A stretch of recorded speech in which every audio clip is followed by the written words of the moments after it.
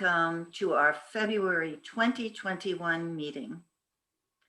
As I looked at the curriculum calendar for February, I thought, oh my goodness, it's going to be a very busy month. So beginning with today's presentation about Christian privilege, several important topics will be addressed related to our term focus on diversity, equity, and inclusion. You received a constant contact from Kim yesterday, highlighting some of the focus courses that are coming our way. I would also like to highlight a few of those this morning, the ones especially coming to us in February. Beginning next week, Wednesday, Fred Johnson will begin a 5-week course on the history of the Black Church. The following week, Bias in the Media is scheduled for the morning session on the 11th, and that same afternoon, Talking to Kids About Race. Later in the month, Hope College theater professor Richard Perez will introduce us to the Many Voices Project, an initiative for theater productions to be intentionally inclusive in representing underrepresented voices. Of course, there are several other courses being offered that will be of interest to many of us. Be sure to take another look through the catalog and register for the courses that pique your interest.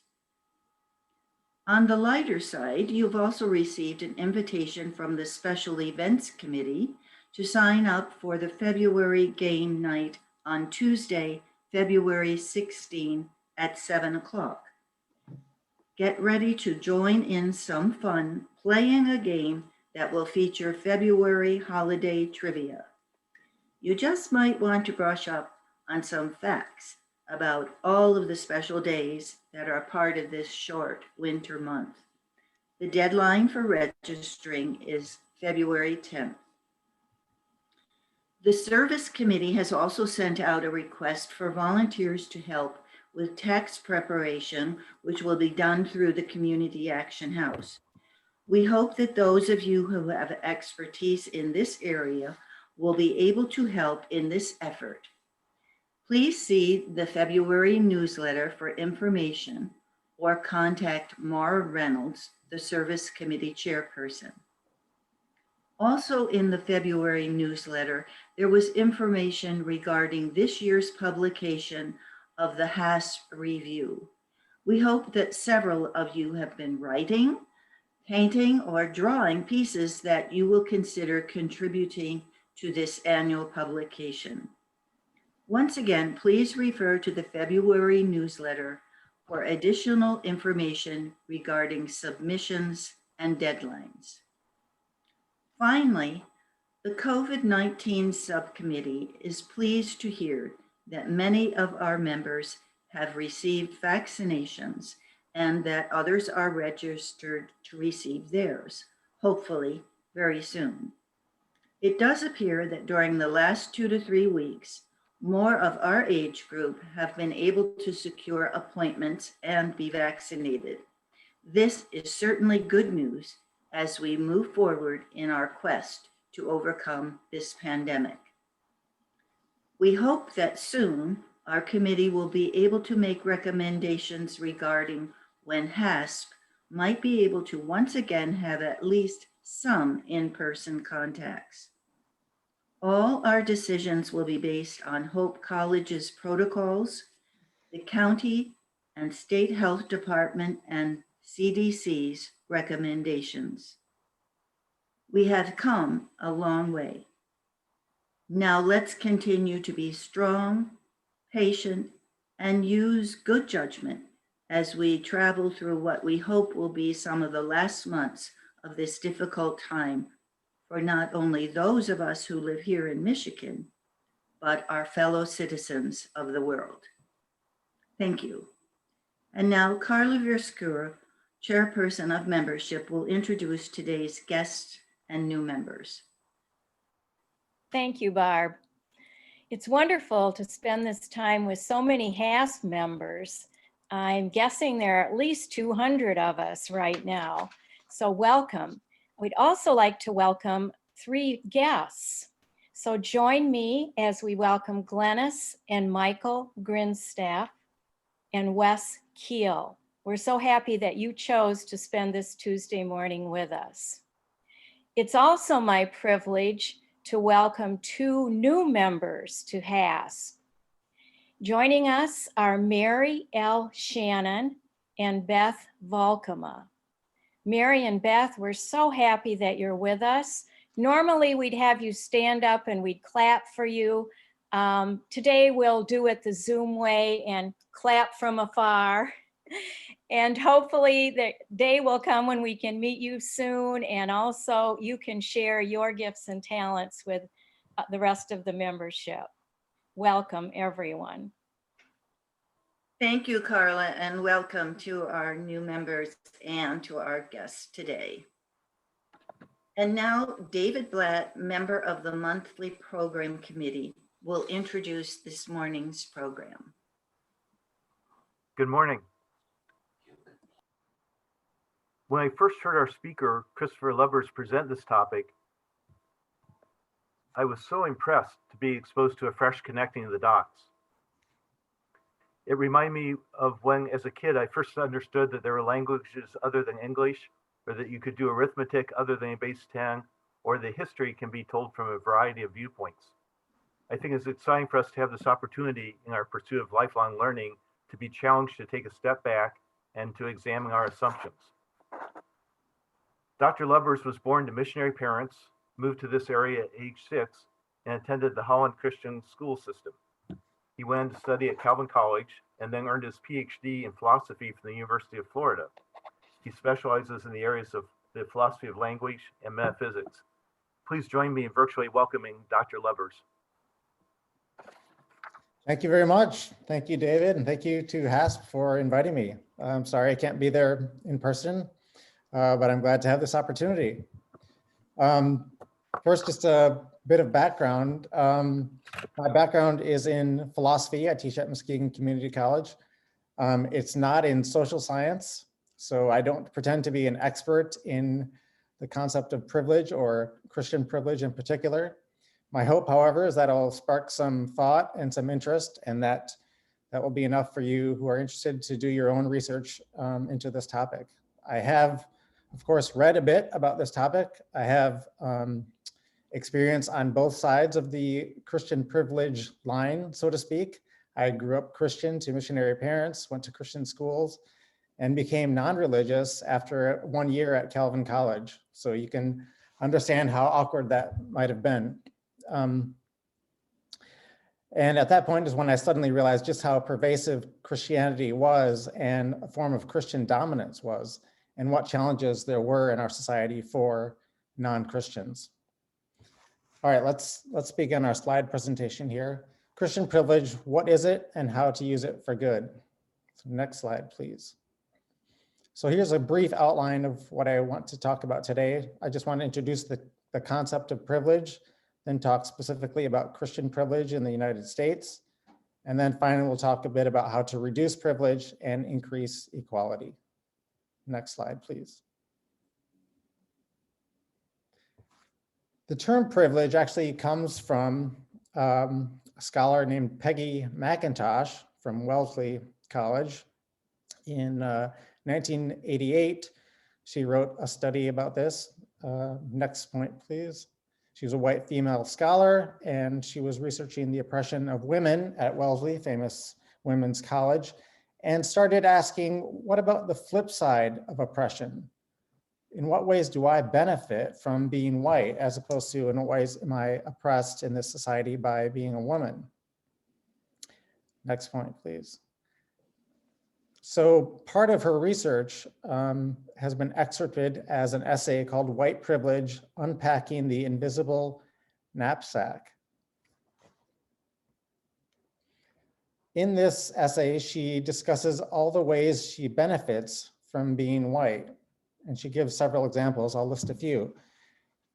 She suggests that being white is like carrying around an invisible knapsack of tools that help her get along in society that other people don't have. For example, I can, if I wish, arrange to be in the company of people of my race most of the time.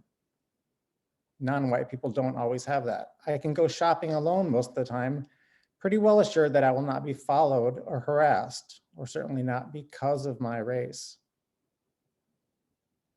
I can turn on the television or open the front page of the paper and see people of my race widely represented.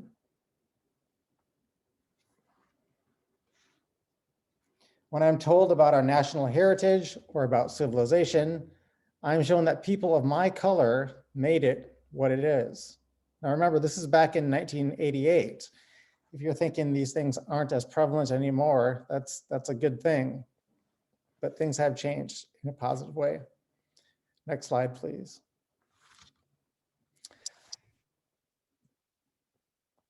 So what is privilege in general? Privilege is an unearned benefit from a system of oppression, dominance, or hierarchy. And there are two important points to note about privilege. Those who are privileged often benefit unintentionally. Secondly, the privileged are often unaware of their benefits. Mm-hmm. Two important points to keep going. Now, there are many different types of privilege. Given that definition, one way to introduce the concept to people new to it is to play privilege bingo. So you can see here lots of different categories, and you can tell the extent to which you are privileged in our society by looking at how many of these boxes you would check yourself. Notice being Christian is one of them, and that's the one I'm going to focus on today. Next slide, please. Now, it's important to understand what privilege is not. Having privilege does not mean that you have an easy life. It certainly does not mean that you have a luxurious life. It doesn't mean that you deserve nothing. It doesn't mean that you always have an advantage. It doesn't mean that you're better off than everyone who doesn't have that privilege. As noted earlier, there are lots of different kinds of privilege. It doesn't mean that you're a bad person. It doesn't mean that you hate others. It doesn't mean that the group to which you belong is a bad group. It doesn't mean you're bigoted. It doesn't mean you're trying to take advantage of the system. So it's important to keep these in mind as we listen to some things that may be challenging to us. These are not personal criticisms. What we're trying to do is learn something about how our society works, hopefully so that we can improve it for the better. Next slide, please. Now, as I mentioned earlier, we are often unaware of privilege. Well, why is that? There are a few factors. One of them is that benefits are often less noticed than harms. So let's compare a few pairs of items. Suppose that you're buying something at the store and the clerk gives you an extra $1 in change. Compare that to the following. The clerk shortchanges you $1. Now, if you're like me, you're much more likely to notice and react to the latter rather than the former. Okay. I don't know if that says something just about me or about all of us, but next point. Compare, you accidentally cut someone off in traffic. If you've been driving for much of your life, you've probably done that many times without noticing it. But how often do you not notice when someone accidentally cuts you off? Hardly ever, right? That's something that stands out in your driving day. I think there's one more pair of comparisons here. How about I got the job because I was white versus a relatively new phenomenon. I didn't get the job because I was white. I think lots of people we've talked to have stories about how they didn't get a job because they were white, and it's something that really struck them, but they're probably totally unaware of how many times being white helped them get a job. All right, next slide, please.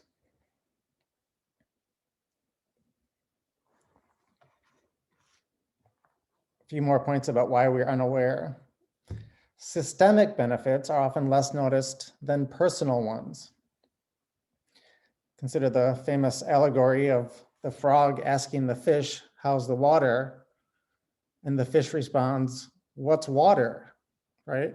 when we're so entrenched in something, we often don't notice it. Okay, good. Whereas if something affects us personally, we're much more likely to notice. So systemic benefits are much less noticed. We're much less likely to be aware of them than personal benefits. There's also some interesting studies in psychology. Paul Piff did a study on fairness out of UC Irvine. And one particularly interesting part of this study is he asked students to play a Monopoly game, which was rigged. Let's go through the next couple of points here. So it was rigged in a certain way so that two students would play against each other, and they would start by flipping a coin. Sorry, we're having a little bit of trouble with the slides because I'm not doing the slides myself, so I appreciate your help with this.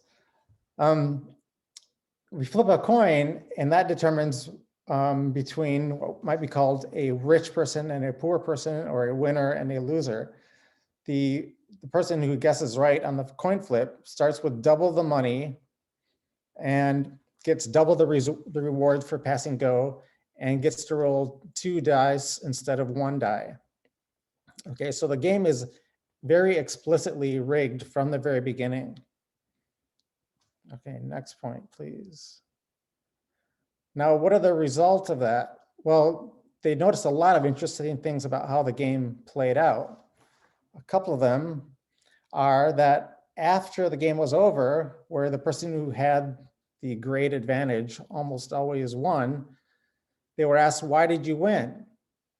And they almost never mentioned the fact that they had this huge advantage right from the beginning. They talked about how they played better, how they had better strategies, and so on. Then they asked the losers about why they lost, and even they, only a few of them mentioned that they had this huge disadvantage. They ended up internalizing the disadvantage that they had. They talked about how they played worse, or they should have done this instead of that, and so on.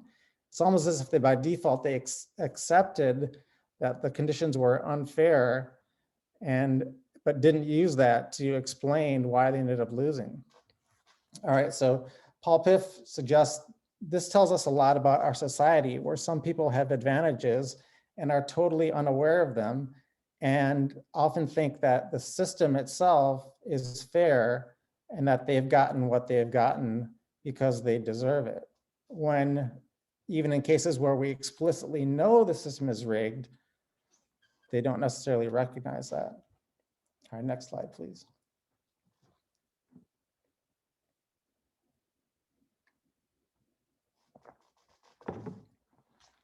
All right, let's talk about Christian privilege in the United States. So Christian privilege is an unearned benefit from systems that favor Christians and expression of Christian beliefs and practices over others. Now, part of this is just due to demographics. Let's look at the numbers in the United States. A large majority of US Americans, still around 70%, are Christians. No other religion in this country has more than 2% of the population. And so-called nones, people who check none of the above on religious affiliation tests, are around 25% of the population. I have a video here I'd like to play, if I can. You know what, I think I'll skip it just because I'm not sure it's going to work. So let's skip this video and I'll just move on to the next point. Maybe we can play it at the end if there's time. So let's look at a few different areas in which Christian privilege seems to work. First of all, let's look at government.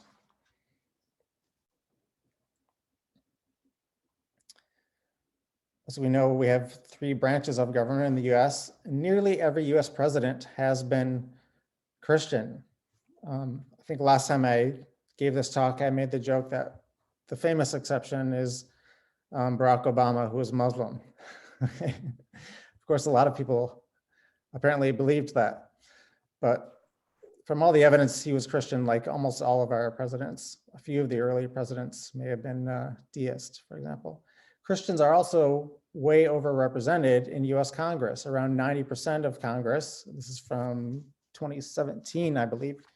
Around 90% of Congress members are Christian, compared with around 70% of US Americans.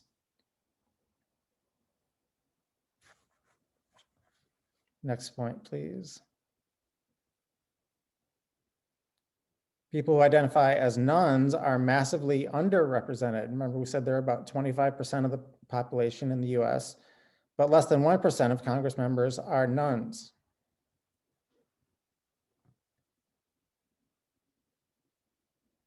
And finally, the Supreme Court, we have 6 justices who are Christian, and I believe 3 who are Jewish. Historically, almost all of them have been Christian. As far as we know, there was only 1 who did not identify as religious. That was David Davis.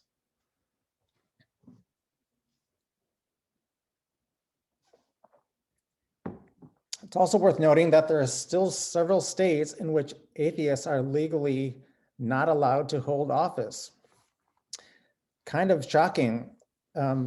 Granted, these laws would not hold up constitutionally, but we should ask why these laws exist in the first place and why no one has, say, taken on the role of overturning them. Next point, please. And another point that we hear often in government is that political speeches will often end with "God bless America." Okay. If you're not theist, for example, that stands out to you. If you're Christian, it seems normal and regular. Okay. Let's look at Christian privilege in education. If you're a Christian, you will notice a few things. Your children, even when enrolled in public schools, are more likely than not to have teachers who share your faith. Okay, that's an advantage. Second point, your teacher is unlikely to put you on the spot to explain or defend your religious beliefs, dress, practices, and so on. Third point, you can easily find a network of Christian schools to educate your children from preschool through college. Now, it may take some degree of economic privilege as well, but it certainly is an advantage to be Christian. And your Christian will feel comfortable saying the Pledge of Allegiance, which we always said when I was a kid in school, since the 1952 edition of Under God. That was not originally in the pledge, but only added fairly recently. All right, next point. Let's look at Christian privilege at work.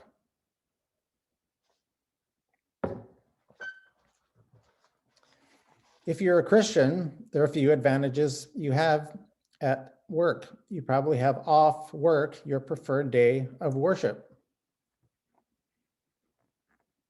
It's not a coincidence that Sundays are often days off. You probably have time off for your religious holidays.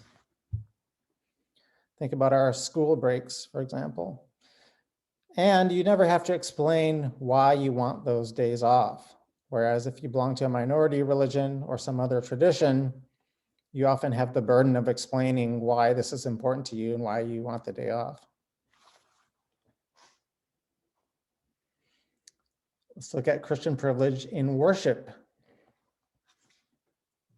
Here again, if you're a Christian, you have certain advantages. These are, of course, generalizations. There are always exceptions. But in general, if you're a Christian, you can build a place of worship or meeting hall without enduring community outrage or pseudo zoning issues, claiming you're not allowed to build that in a certain place. You can worship freely without threats or violence.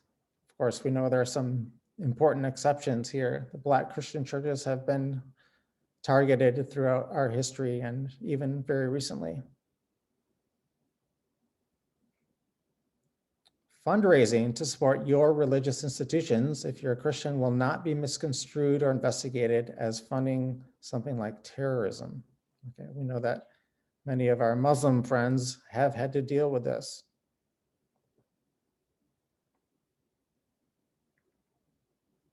And finally, if you're a Christian, your faith isn't typically reduced to the most violent or bigoted passages of your scripture.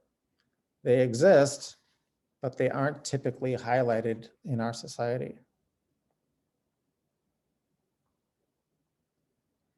Let's take a look at how Christian privilege, operates in the law.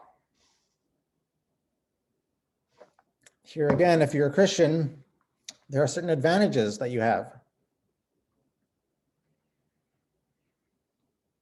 When swearing an oath, you are asked to place your hand on your faith's religious book.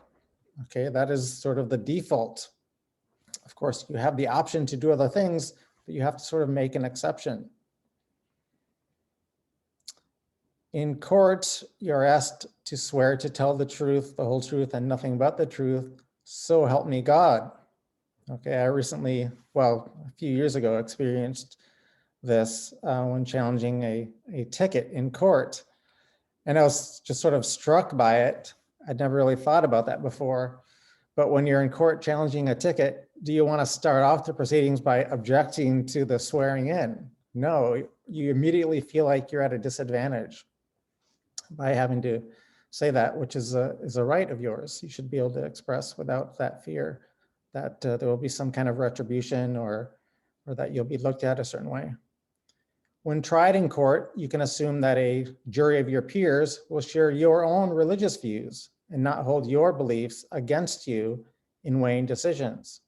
Okay, famously, if you're an atheist or a Muslim, that is much more likely not to be the case.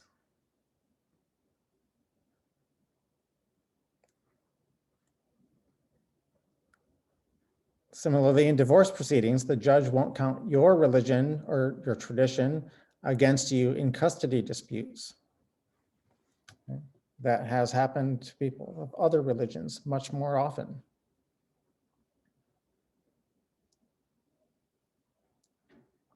Think about the law in adoption. I've heard about this from some friends. When disclosing your faith, if you're a Christian, to an adoption agency, that disclosure alone will not decrease your chances of adopting children. Whereas, for example, if you're not religious, you might have a harder time. Okay, so that's Christian privilege in the law. Let's look at Christian privilege in pop culture. If you're a Christian, again, there are certain advantages that you have. You can easily find or purchase your holiday or religious themed food, decorations, books, music, movies, and so on. If you're a Christian, you can openly display all these things without fear of harm, vandalism, etc.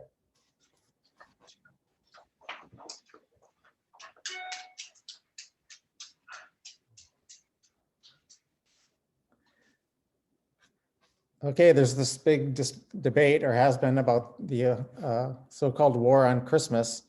You can expect around the holidays that people will greet you with the appropriate holiday remark, and you would probably assume that you can greet others in the same way if you're a Christian.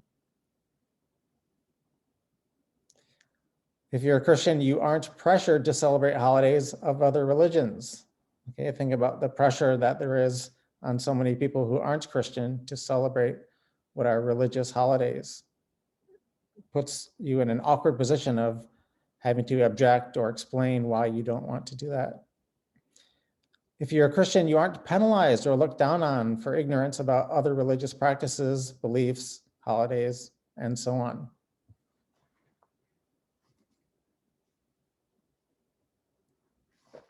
And finally, you can find in pop culture positive references to your faith, rituals, beliefs, deities, and so on.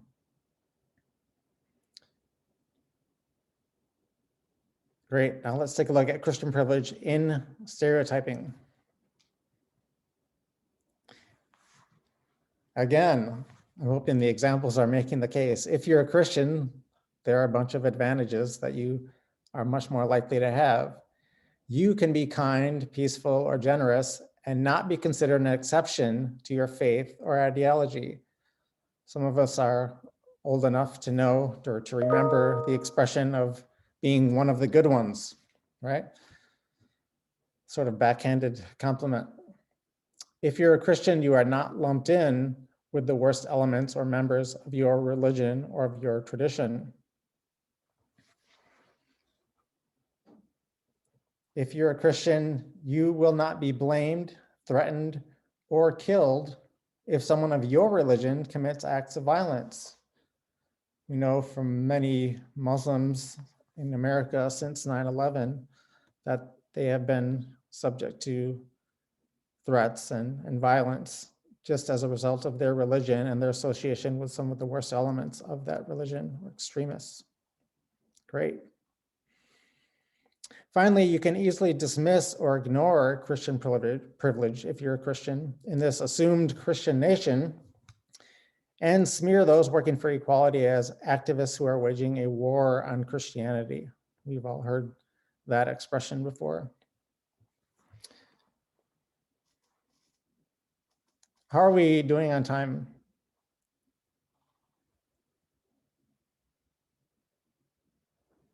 Okay. You're good. It's 10:06. You have a like 10 minute, good 10 minutes. Yeah. Okay, good. 4 questions.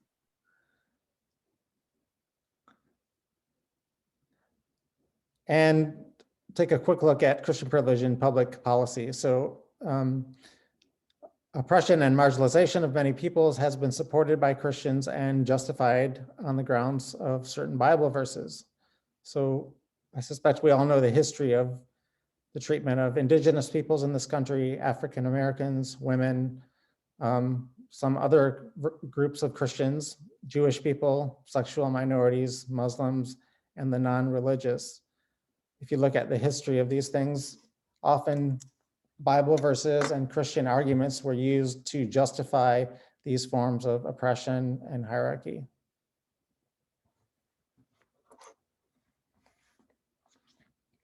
And then closer to home, we've noticed Christian privilege in our own community. A couple of examples. We often see prayer before public meetings. I believe it's still happening in City Hall. We often hear or sing Christian songs and hear Christian invocations at public ceremonies. And this summer, in fact, there was a big discussion about protected status of sexual minorities in housing. Okay. And for those who were at that meeting, you probably remember that a lot of the arguments for not allowing sexual minorities protected status were based on Christian beliefs or on certain Bible verses. All right, next slide, please. All right, so as a philosopher, I often want to think about, well, what are some common objections people have to this theory of Christian privilege? So let's take a look at a few of those. People often say, aren't these examples trivial? Well, there's a range, right? Some are, some aren't. We've noted just briefly here, history of genocide, slavery, oppression of sexual minorities, the Muslim ban, or the rhetoric against Muslims in our wars. We rarely know the extent and power of privilege until we actually oppose it. We are often much more aware of when we're oppressed than when we're benefiting, right? Isn't the US a secular country? Well, officially it is, but Christian language, symbolism, practices, and so on are still pervasive, and that still has an effect.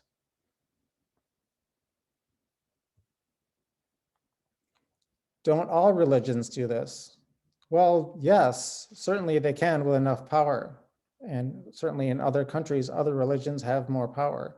But we live in America, Christianity has the power here, so that's what we have to deal with here. It's always easy to point fingers at other people. This isn't a criticism of Christianity, it's just a fact about life in the United States.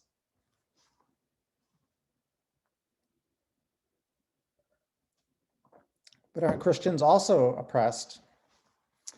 Well, certainly there are elements in our society in which Christians do not dominate. Maybe academia, maybe the entertainment industry are some examples, but that isn't the same thing as systemic oppression. Okay? To people who are in privileged positions or have privileged status of one kind or another, movements toward equality often feel like oppression. So this feeling is understandable, but of course, it doesn't entail that there is the same degree of systemic oppression.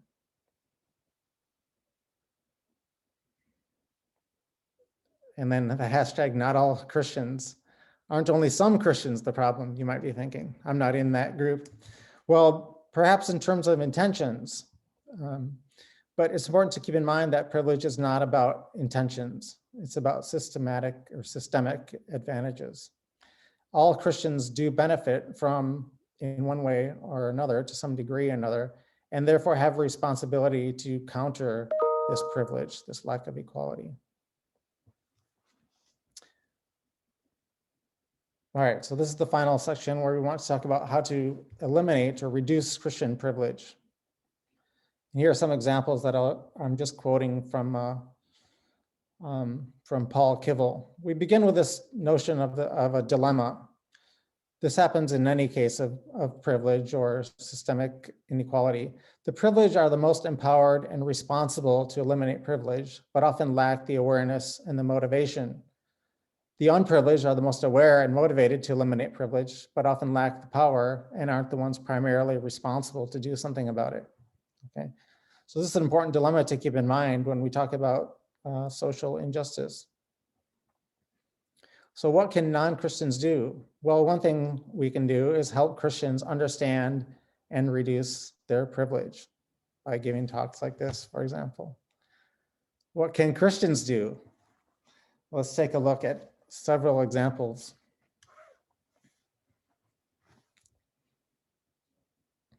So a few different categories: awareness, personal interaction, and social activism. I'm getting most of these, as I'm getting a lot of my information today, from Paul Kivel's book, Living in the Shadow of the Cross. Did you see that? I don't know if you could see that. Yeah, okay. All right, let's read a few of these examples. So one thing you could do if you're a Christian is learn the history of Christianity and of your denomination and its impact on other peoples. Examine how you have internalized feelings of superiority or negative judgment of others, if you have, especially those from marginalized or non-Christian groups. Okay, that's a hard self-examination, right? Understand and acknowledge the benefits you gain from being a Christian in the US. Hopefully we've seen a few of those today. Avoid assuming that other people you meet are Christian. You know, the odds are fairly good in this country, certainly in this community. And avoid assuming that they should be Christian. So Paul Kivel says, challenge missionary programs. What are missionary programs really about? Are they about helping people, or are they more about extending the Christian privilege? A few more examples on the next couple slides.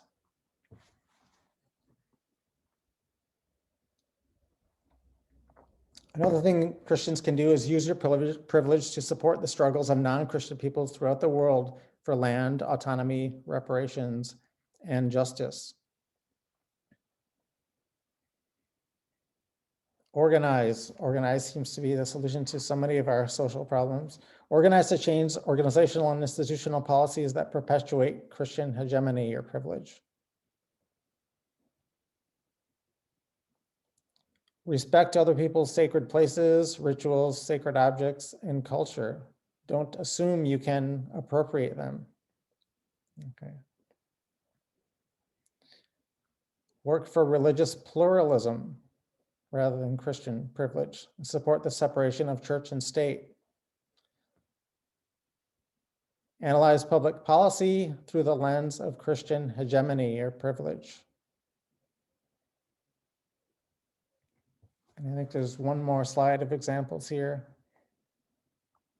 understand and respect non-Christian religions and cultures on their own terms. Avoid universalizing about religions or assuming all religions are essentially the same, or that they worship the same God under different names, or that they're all some or other form of Christianity. Okay, these are ways of minimizing the differences and again, keeping Christianity in sort of this supreme position.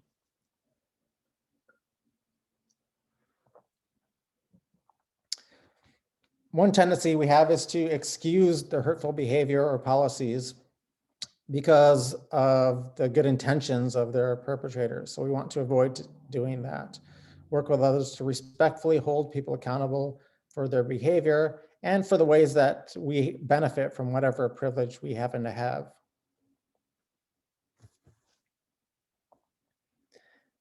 And finally, practice discussing these topics with other Christians in private conversations when you see public exhibitions of Christianity in public meetings.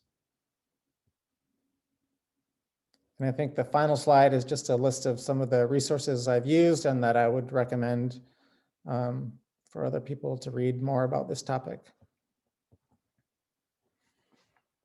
And that's it.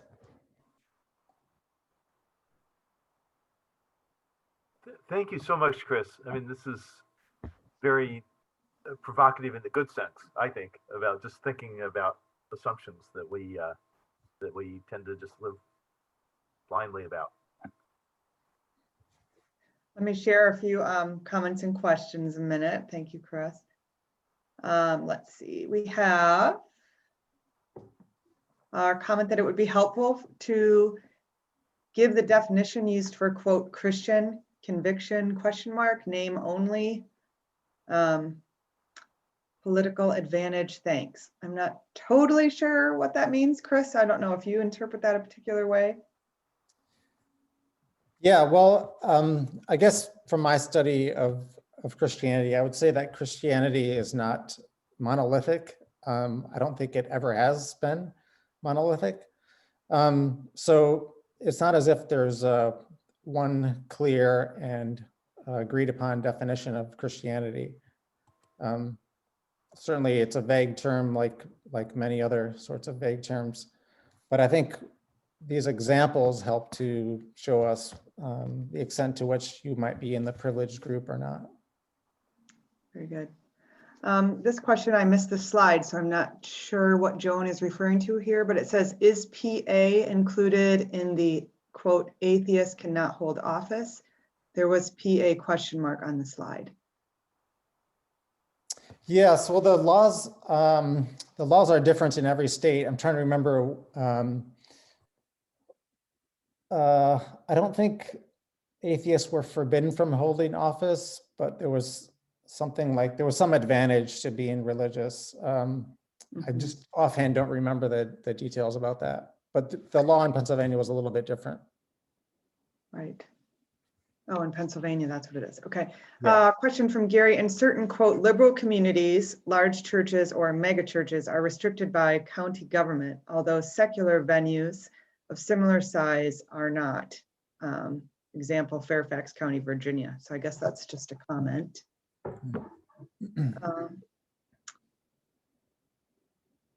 Another couple comments. I notice Christian privilege most often when reading the obituaries in the local paper. Sure. Hold on.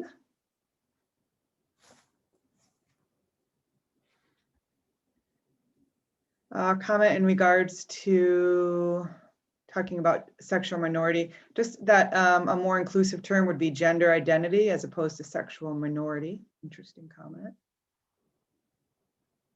And Well, so this term sexual minority, I started using it. I don't know if it has appeared anywhere else, but it struck me as parallel to other terms like racial minority. So it could include gender identity, it could include sexual orientation and so on. And I'm open to that not being appropriate also. So I'm happy to hear from people who identify as not cis heterosexual, for example. exactly. Another comment just from someone that when she moved to Holland and met people, was frequently asked, what church do you attend? Can I help you find a church? Yes, welcome to West Michigan, right? Yes, yes. Not are you Another, religious, but what church do you go to? Yeah. yes, yeah. And then an appropriate or inappropriate reaction based on your answer, right? Yes. Um, Yes. Another comment, if a Christian believes that certain behaviors are harmful or wrong, they will favor restricting them. The same is true for non-Christians. Sure, but again, there's an advantage to being in the majority, and it's just worth being aware of that. It's a good question, if you feel comfortable answering this. What about your first year at Calvin College, now university, changed your religious beliefs? Yeah, that's a longer question for sure. I would say that I've always been someone who is intellectually curious and maybe a bit skeptical. And I took a philosophy class at Calvin, which is the first time that I realized that questions I'd been asking and wondering about my whole life were actually officially studied in an academic field. Like I didn't know there was a thing that was philosophy that studied this stuff. And I was just fascinated by it. And I think we focus primarily on philosophy of religion, and just through the course of studying all the arguments for and against the existence of God, I ended up becoming an atheist. And so it's just a matter of sort of honest academic exploration, I guess. Thank you. Person asking if you can please comment on the relative privilege of members of various Christian denomination. For example, for many years, Mormons and Catholics were discriminated against, and only 2 Catholics have been elected president and no Mormons.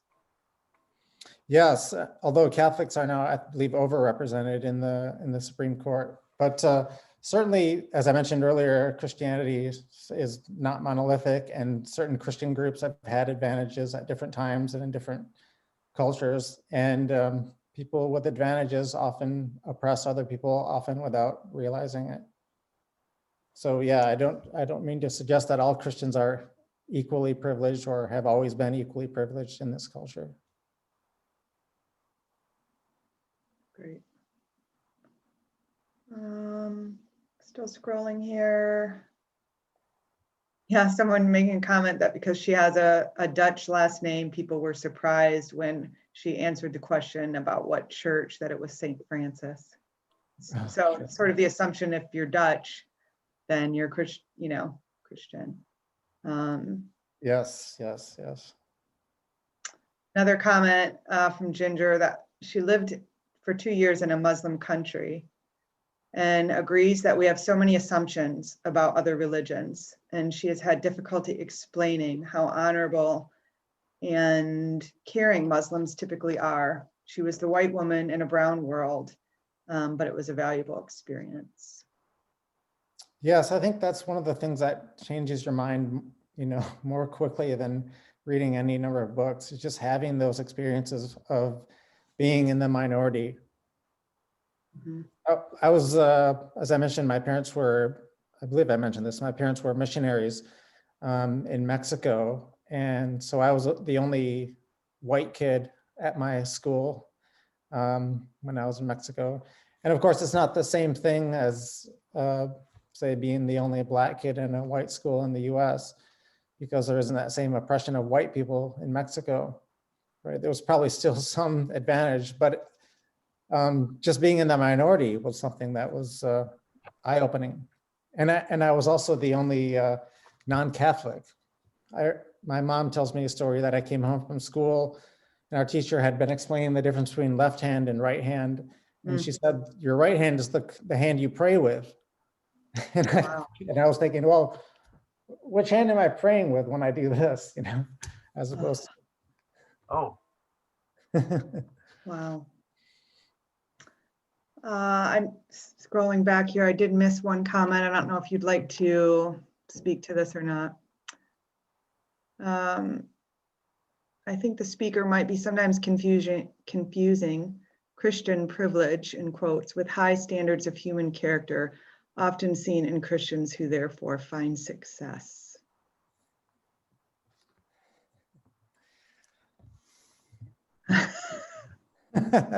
Well, yeah, I don't want to argue that Christians are necessarily any better than any other group. I mean, you know, one of the things I've also looked at is the population in prisons, for example. And there are lots of different reasons to end up in prison, of course, but the vast majority of people in prisons are also Christian. Here, maybe this is helpful, this blurb on the back of Paul Kivel's book. He writes, in most people's vocabularies, the word Christian is synonymous with good. However, the actual story is much more complex. Over the last 2 millennia, ruling elites have used Christian institutions and values to control those less privileged throughout the world. The doctrine of Christianity has been interpreted to justify the killing of millions, and its leaders have used their faith to sanction participation in colonialism, slavery, and genocide. By pulling back the curtain of dominant Western Christians' benign reputation to examine its contributions to our social problems, Paul Kivel reveals the ongoing everyday impact of Christian power and privilege on our beliefs, behaviors, and public policy. At the same time, living in the shadow of the cross acknowledges the long and honorable tradition of Christians who work for social justice and emphasizes the potential for people to come together to resist domination and build and sustain communities for justice and peace. So, yeah, Thank you. certainly nobody's claiming that Christianity is something bad or that Christians are bad, right? We're just trying to understand something about how our society works so that we can improve it. Yeah. Related to that, there's a comment that when we get the identities of more of those who stormed the Capitol, we will probably find out that at least 80% of them call themselves Christian, and many will be from white evangelical backgrounds. This will be a great source of commentary. Yeah, and it's worth noting that the first thing we didn't talk about was their religion, whereas if they had been Muslim, for example, it probably would have been. Right, would have been a front headline. If one claims to be a Christian, shouldn't that mean following the examples and teachings of Christ? I certainly hope so. That's just a comment. Another question about, in your opinion, why do you think the country has become predominantly Christian? Well, largely through force, of course. The people who lived here originally were not Christian. Okay.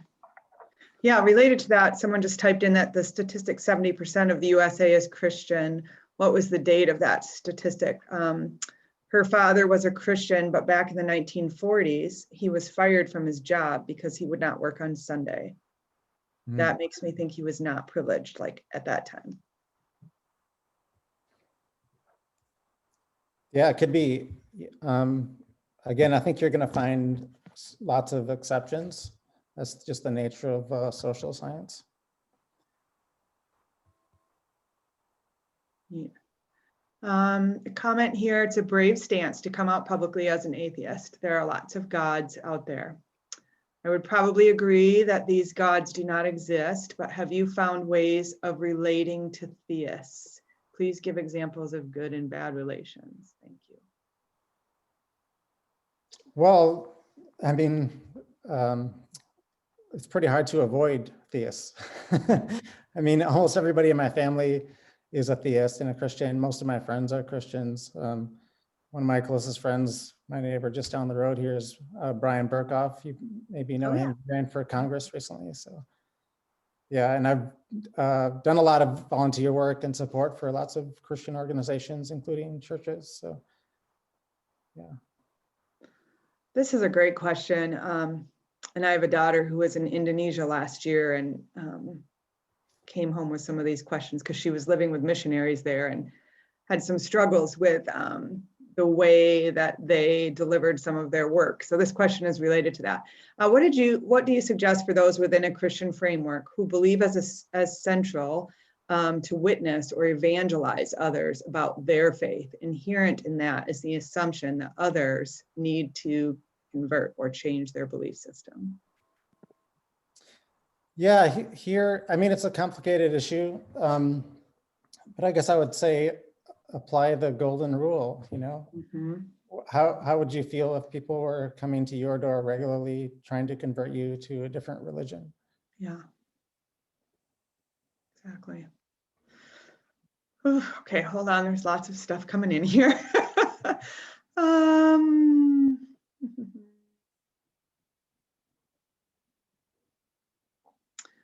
oh, interesting comment. I believe a person could be a Christian agnostic without being an atheist. Do you agree?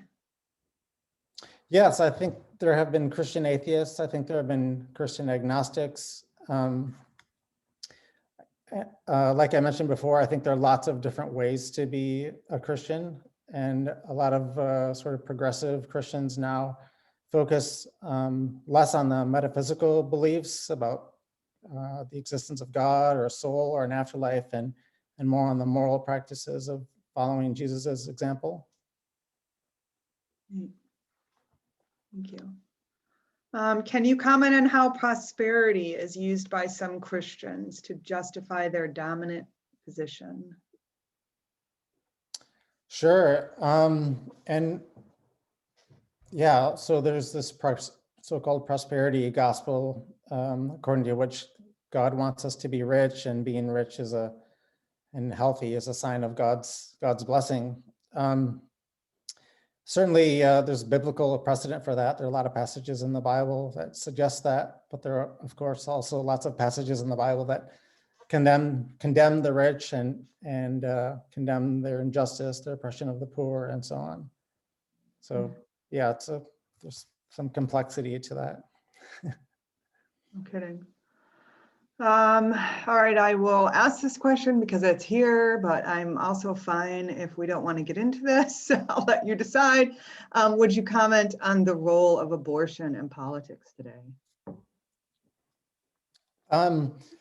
Well, maybe I could just refer you to an article I wrote for the Sentinel around the time of the election that focused on one-issue voters or single-issue voters, voters who vote particularly on the topic of abortion. Okay. So we could Google that probably. Yeah, it should be on the Sentinel website. Great, thank you. David, you're seeing these two, I think, as co-host. Am I missing anything? I think you've caught most. I just wanted to add in that thinking generically about privilege is again really provocative in the good sense. I mean, there's so many categories that we either benefit from or where we're the minority that suffers from, and the whole notion about it not being people's fault, it just is there, but being aware of it. How below the surface and awareness can be. My brain's about to explode just thinking about the good sense of all the versions of that. So just sort of more of a comment than a question there, but I appreciate the way you've drilled down about and really made me think again. So thank you. Oh, yeah, thank you. So if you look back at that privilege bingo slide, for example, I check a lot of those boxes myself, right? I just happen to be focusing today on one that I don't check the box for. It's complex. Yeah. Yeah, add white and middle class to that, right? And it's great. Just have a short felony rap sheet, that's good. Yeah. I think you. Well, yeah, I could say a lot more, but okay, I'm going to let, if anyone with us this morning, it's 10:34, so if you need to go, we understand, but if anyone wants to unmute themselves to make an additional comment or question, we'll take a minute or two to do that. I made the comment that aren't Catholics Christians, because when you responded to the woman that said she was Catholic, and she said most people say, yeah, you're not Christian, or thought she'd be Christian. And I said, aren't Catholics not Christian?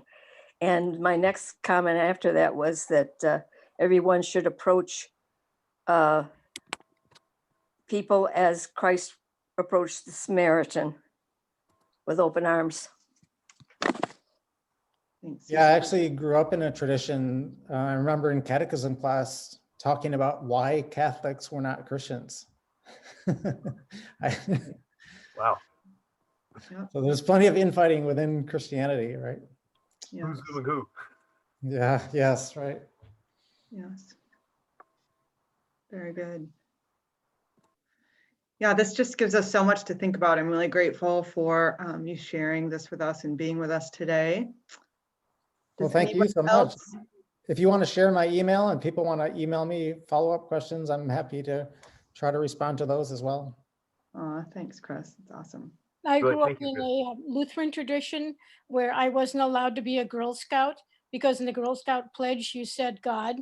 And I might be saying that with the heathens. And so we had Christian pioneers. It was a very isolated, it's interesting in Wisconsin. So even in Christian churches, you were really limited in what you could do because it's hard to believe you couldn't be a Girl Scout because you mentioned God in a Girl Scout pledge. That was what it was in the 50s. That's fascinating. I've never heard that before. Yeah, it was a Wisconsin Lutheran church. And it's a very, very narrow thing. They limit communion to people in the church. There's a lot of different restrictions. They cut you off from the cookies. That's right. They cut Gee, The worst crime of all. yeah. This made me, I mean, I've thought about this before, but just as a fellow Christian school grad, Chris, I just have to share with you, I have 3 daughters and 2 of them are in college. And the eldest, when she was dating someone pretty seriously, her senior year in high school, it happened to be a young man from Holland Christian who was also involved in Young Life. And when people would learn that, they would say, oh, that's good. You know, it was like they would approve.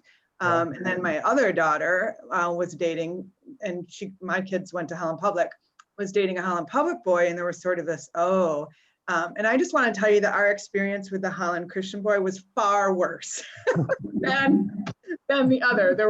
You should not assume that because he went to the private school and was Young Life and whatever, that he was perfect. Because I can tell you that was rough.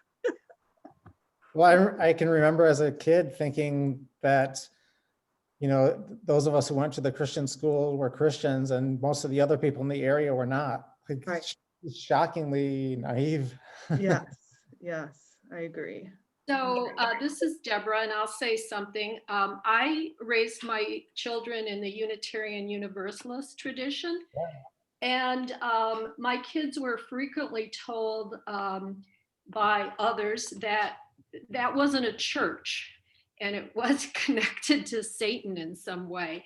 So that was sort of an interesting experience because you know, it was a very ethical religious education program. We're all born human, but we're not all born, quote, Christian. So much to think about today. Yeah, in retrospect, I think I would have loved that growing up in that sort of a church. Just my natural curiosity to learn more about lots of other people. Fascinating stuff. That's neat. Anybody else? We're just getting a few other comments of personal experiences. I think it's. I also raised my kids in a Unitarian Universalist church. My daughter became an evangelical Christian and my son is an atheist. So they both went different ways. And my daughter changed in high school. She got involved in Young Life. Then she became a Presbyterian. Then she went to an evangelical church and she married a young man she met in a Bible study, and it's a very rigid hierarchical marriage.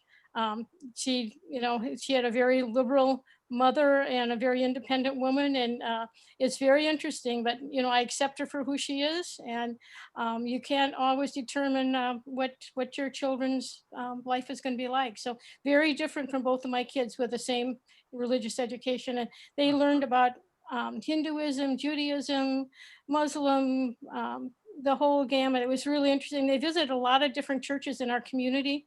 We were raised in Evanston, so there are a lot of different options for them to visit.